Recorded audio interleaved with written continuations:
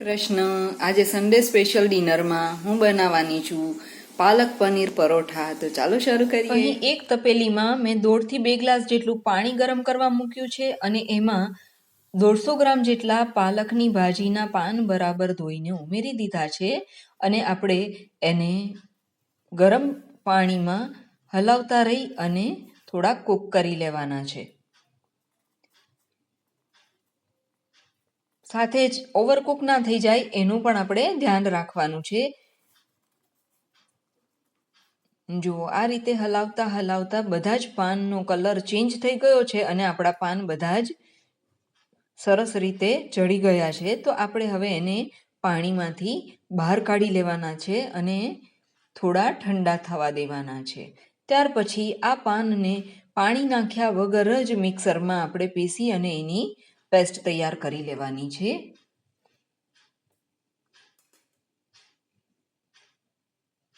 હવે 1.5 કપ જેટલો મેં ઘઉંનો લોટ લીધો છે. એમાં 1.5 થી 2 ચમચી જેટલું આપણે તેલનું મોણ ઉમેરી દઈએ અને સ્વાદ મુજબ મીઠું ઉમેરી દેવાનું છે. ત્યાર પછી જે આપણે પ્યુરી તૈયાર કરી છે એ પ્યુરીથી જ આપણે ઘઉંનો લોટ બાંધવાનો છે. પરોઠા માટેનો લોટ બાંધવા માટે આ પ્યુરીનો જ આપણે ઉપયોગ કરવાનો છે. શરૂઆતમાં પાણી ઉમેરવાનું નથી. જો બધો જ લોટ બંધાઈ રહ્યો છે એટલે આપણે વધારે પાણીની જરૂર નહીં પડે, પણ 1 ચમચી જેટલું પાણી લઈ અને બાઉલમાં રહેલી બધી જ પ્યુરી આપણે લોટમાં ઉમેરી દઈએ અને ફરીથી એક સાથે બધો જ લોટ ભેગો કરીને બાંધી લઈએ. હવે આ લોટ જે આપણે બાંધ્યો છે એ જ લોટનો ઉપયોગ કરી અને કેટલી જાતના વેરિએશનવાળા પરોઠા બનાવી શકાય છે. તો બાકી આગળની રીત આપણે ફરી જોઈશું. આજે પનીર પરોઠા જોઈએ. એના માટે 150 ગ્રામ પનીર લીધું છે. આદુ, મરચાં, લીલા લસણની પેસ્ટ છે, સૂકા લસણની પેસ્ટ છે, મરી પાવડર અને સ્વાદ મુજબ મીઠું લેવાનું છે. એક પેનમાં મેં 1 ચમચી જેટલું બટર મેલ્ટ કરવા મૂક્યું છે. એમાં આપણે આદુ, લસણ અને મરચાંની પેસ્ટ ઉમેરી દેવાની છે. આ પેસ્ટમાંથી પાણી બળે ત્યાં સુધી જ આપણે એને કૂક કરવાનું છે. સાથે સૂકું લસણ પણ ઉમેરી દીધું છે. જુઓ, 2 જ મિનિટમાં આપણી પેસ્ટ સાતળાઈ ગઈ છે. આપણે ગેસ બંધ કરી અને એમાં મરી પાવડર અને સ્વાદ મુજબ મીઠું ઉમેરી દેવાનું છે. અને ત્યાર પછી આપણે આ બાઉલને નીચે ઉતારી અને એમાં બધું જ છીણીને રાખેલું પનીર, જે 150 ગ્રામ જેટલું પનીર છે એને મેં છીણી લીધું છે. આ છીણેલું પનીર આ બાઉલમાં ઉમેરી દઈશું અને બધું જ હલાવી અને આપણે મિક્સ કરી દઈશું.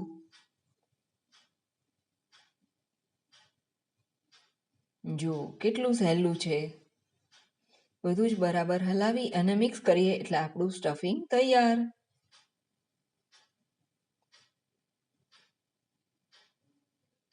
હવે આપણે જે લોટ બાંધીને રાખ્યો તો એ લોટ એક વખત 1 ચમચી જેટલું તેલ ઉમેરીને ફરીથી કૂણવી લઈશું અને ત્યાર પછી એના એક સરખા લુવા પાડી દેવાના છે.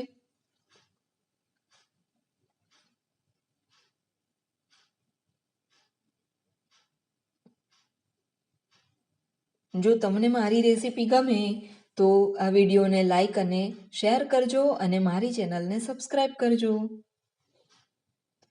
જો આ રીતે એક સરખા લુવા બનાવી અને એમાંથી એક લુવો લઈ અને આપણે મોટી રોટલી વણી લેવાની છે. સાથે જ મેં ગેસ પર લોખંડની તવી ગરમ થવા મૂકી દીધેલી છે.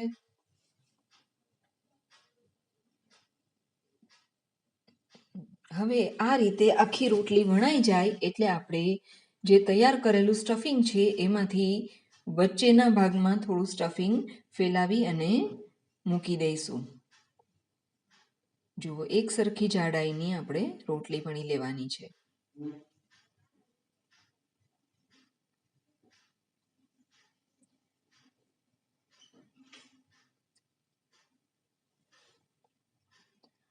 હવે આ સ્ટફિંગને આપણે ચારે બાજુએથી થોડી થોડી રોટલીનો ભાગ વાળતા જઈ અને કવર કરી દેવાનું છે આ રીતે. જુઓ, બરાબર દબાવી અને ચારે છેડા બંધ કરી દઈએ અને ત્યાર પછી થોડો કોરો લોટ લઈ અને પરોઠું આપણે થોડું વણી લેવાનું છે. બહુ એને પાતળું કરવાની જરૂર નથી, પણ થોડું દબાવીને વણી લઈએ કે જેથી સ્ટફિંગ બધું એક સરખું ફેલાઈ જાય. અને ત્યાર પછી આપણી લોઢી પણ ગરમ થઈ ગઈ છે, તો આપણે પરોઠું શેકવા માટે મૂકી દેવાનું છે.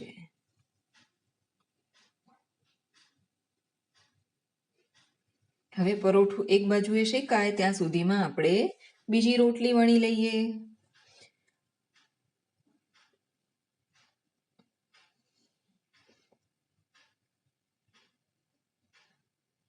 આ પરોઠા પૌષ્ટિક પણ છે અને સ્વાદિષ્ટ પણ છે, અને નાના બાળકો જ્યારે ભાજીના શાક નથી ખાતા એમને આપણે હોંશે હોંશે ખવડાવી શકીએ એવું સ્વાદિષ્ટ, અને દેખાવમાં પણ ગ્રીન કલર કેટલો સરસ દેખાય છે.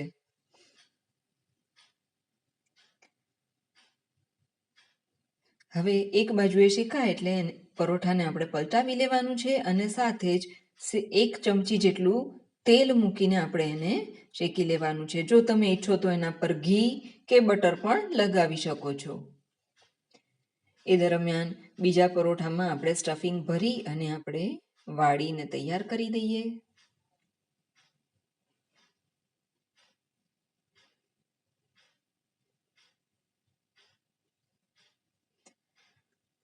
સવારના નાસ્તામાં કે બાળકોના લંચ બોક્સમાં પણ આ પરોઠા આપણે આપી શકીએ છીએ.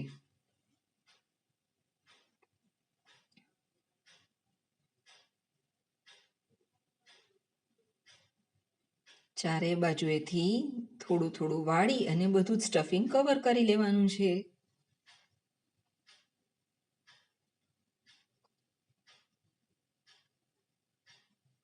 જો ત્યાં સુધીમાં આપણું પરોઠું બીજી બાજુથી પણ થોડું શેકાઈ ગયું છે. એને પલટાવી દઈએ અને ફરી થોડું તેલ લગાવીને પલટાવીને એને બરાબર શેકી લેવાનું છે.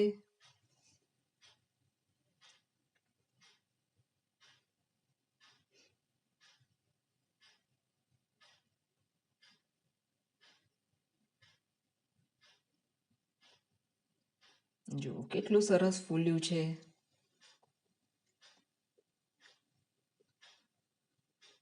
જેટલું દેખાવમાં સરસ દેખાય છે એવું જ સ્વાદમાં પણ સ્વાદિષ્ટ બન્યું છે. જો પરોઠું તૈયાર છે.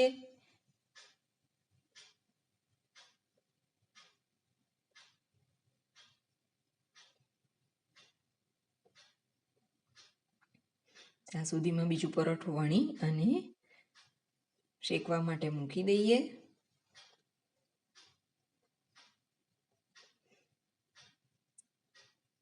અને આપણા તૈયાર થયેલા પરોઠાને દહીં, ધાણા મરચાંની લીલી ચટણી, સોસ અને મરચાંની સાથે સર્વ કરી દઈએ.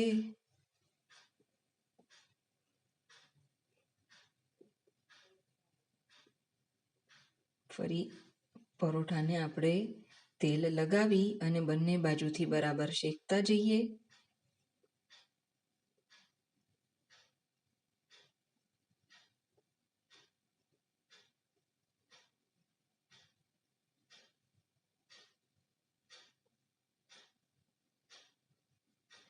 શિયાળામાં ભરપૂર મળતી પાલકની ભાજીનો આ રીતે બહુ સરસ ઉપયોગ કરી શકાય છે. જુઓ, આ પરોઠું હું ખોલીને બતાવું અંદરથી કેટલું સરસ સ્ટફિંગ સ્પ્રેડ થયેલું છે. જુઓ.